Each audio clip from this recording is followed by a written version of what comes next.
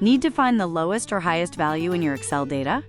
Let me show you how to use the min and max functions in under 2 minutes.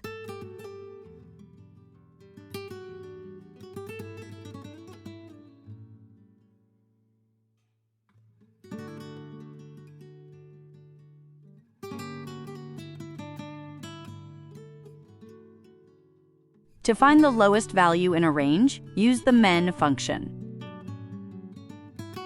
Click on an empty cell, type equals min, select your data range, close the parentheses, and hit enter. And there you go. The min function gives you the smallest value in your data.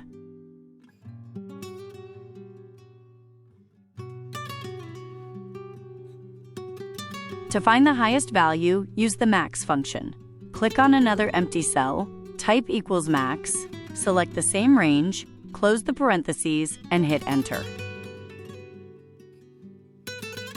Done. The max function gives you the largest value in your data. That's it!